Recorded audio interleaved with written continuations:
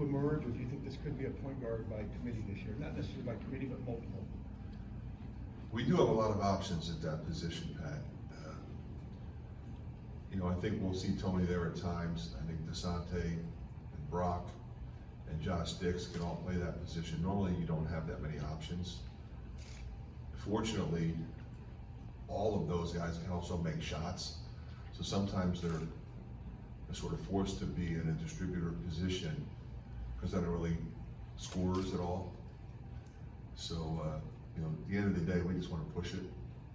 I think all those guys are really good assist guys with no turnovers. I mean, their numbers, from when they started here, and then obviously since young guys got here, they're really good. And we track that stuff every day.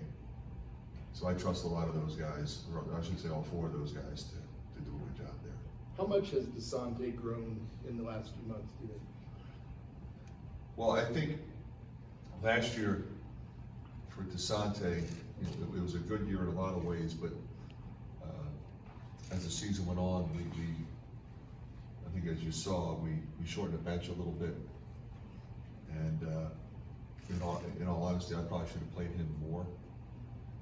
I said that before. He and Josh Dix, I thought I should have played them both more. They both played a fair amount, but I think they both deserved to play more and should have played more.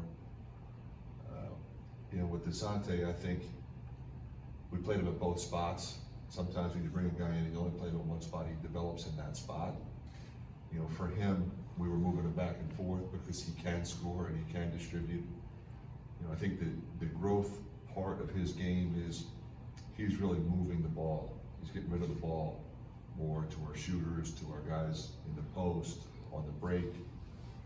And he's been really good, so I've been really impressed with him.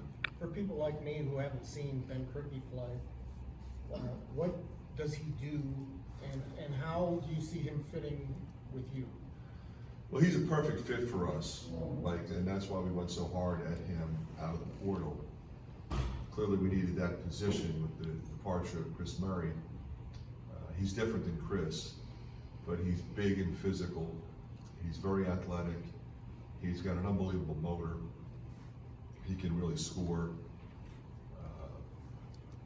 and this never really stops working. He's very competitive. I think most importantly, he understands motion. And as you know, if you're going to transition to motion, you have to have guys who understand how to play with four other people, how to play fast without making mistakes, how to move without the ball, how to screen and get people open, how to slip when they're switching. And that comes with experience sometimes, and he's obviously an experienced guy. So when you look at the fact that we have 6 new players, 4 of them are freshmen, so you have the learning curve that goes with any freshman. But when you get a guy like him, the learning curve is a lot shorter because of the experience that he has. Fran, you played Peyton a lot at the 4 on your foreign trip. How did that feel to you guys? And You know what, Tom, I don't know if I would say we played him at the 4. Maybe he lined up at the 4, maybe he defended the 4. But he just did the same things he always does. He runs around and scores and really moves well without the ball. I will say this, to go along with your question, he is, I think, really making a concerted effort to rebound a lot more. He's always been pretty good at that. We played a lot at the 2 last year. It's a little bit harder, from there.